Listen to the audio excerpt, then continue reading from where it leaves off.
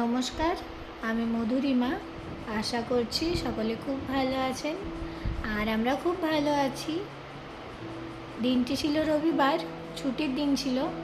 আর আমি যে জায়গাটিতে থাকি সেই জায়গাটায় পুরোপুরিভাবে গ্রামীণ পরিবেশ, পাহাড়ে মোড়া একটা গ্রাম বলতে পারেন।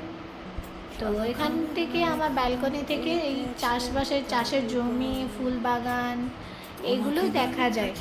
সকালবেলায় উঠে এটাতেই মনটা ভালো হয়ে যায়। তো বিকেলবেলা ইচ্ছা ছিল কোথাও বার হব। আর এখানে কোনো মানুষ মারা গেলে এইভাবে তার শ্রদ্ধাঞ্জলিতে একটা করে পোস্টার টাঙানো হয় এবং একটা দিন ফিক্স করা হয়, সেদিন মানে তার শেষ কার্য সম্পন্ন হয়। এই জায়গাগুলো হয়তো মনে আছে আপনাদের।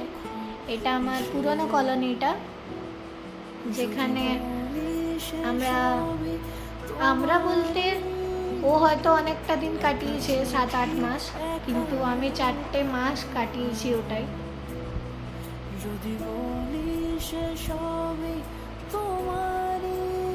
আজ আমরা যাচ্ছিলাম সেই শিব মন্দিরটাই, যেটায় বলেছিলাম যাব আপনাদেরও।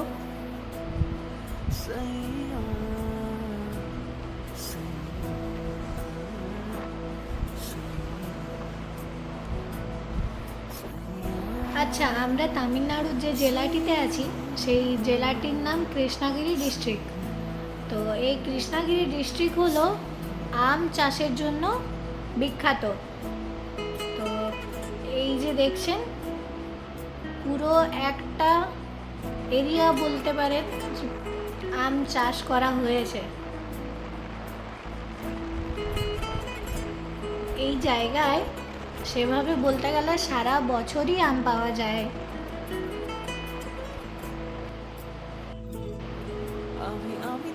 আমরা তো রবিবার বেরিয়েছিলাম। রবিবার তো সবারই ছুটির দিন বলতে গেলে, তো সেই জন্য রাস্তাঘাটগুলো একটু বেশি ভিড় ছিল। এখানে কিছুদিন আগে মেলা চলছিল, কিন্তু আমরা কোনো কারণে আসতে পারিনি। এই যে এই বড় বড় রথগুলো বেরিয়েছিল, অনেকগুলোই ছিল, আমরা রাস্তা দিয়ে পেরিয়ে গেছিলাম তখন দেখেছিলাম, কিন্তু এতটাই ভিড় ছিল দাঁড়ায়নি। এখান থেকে শুরু হলো মন্দিরের উদ্দেশ্যে যাত্রা। অনেকটাই উপরে যেতে হবে, পাহাড়ের একদম চূড়ায় মন্দিরটি। তো যাই হোক,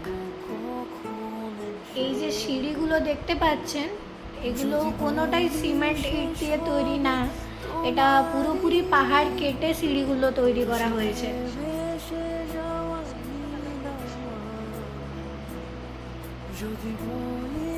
এখান থেকে দৃশ্যটা দেখুন।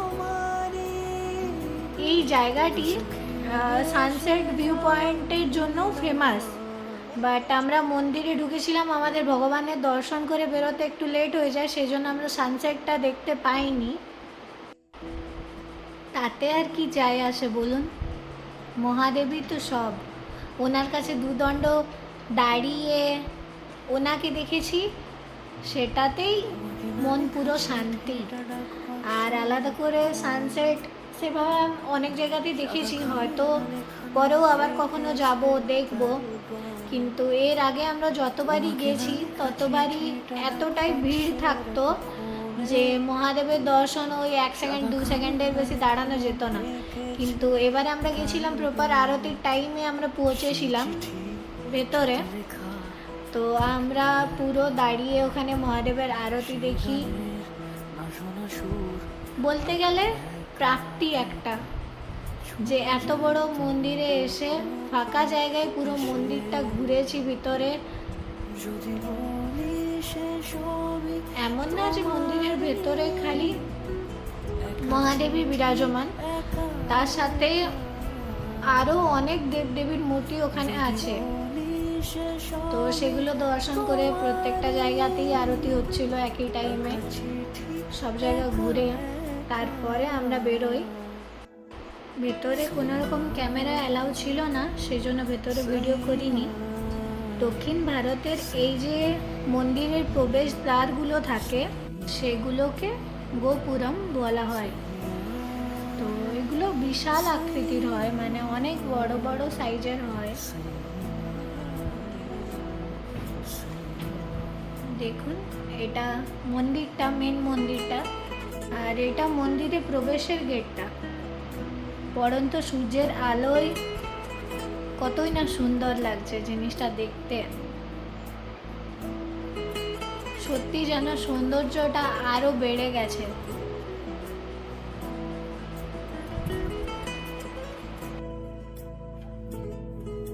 অন্যবার এলে এটায় লাইন থাকে অনেক বড়, এবারে ওটা ফাঁকা ছিল। আমরা দর্শন করে বেরিয়ে গেছি। তারপর এমনি জায়গাগুলো দেখছিলাম, ভিডিও করছিলাম। চলুন বেরিয়ে গেছি। ওই যে দেখুন দরজাটা থেকে গাছের ফাঁকে সূর্যি মামাকে কতই না সুন্দর লাগছে। কিছুক্ষণ ওখানে থেকে তারপর আমরা বার হই। এটা মন্দিরের ওপর থেকে ভিউটা। নিচে নেমে এটাকে বলে ফুচকা, সেটা খেয়ে আমরা বেরিয়ে পড়ি। চলুন ভিডিওটি তাহলে আজ এই পর্যন্তই।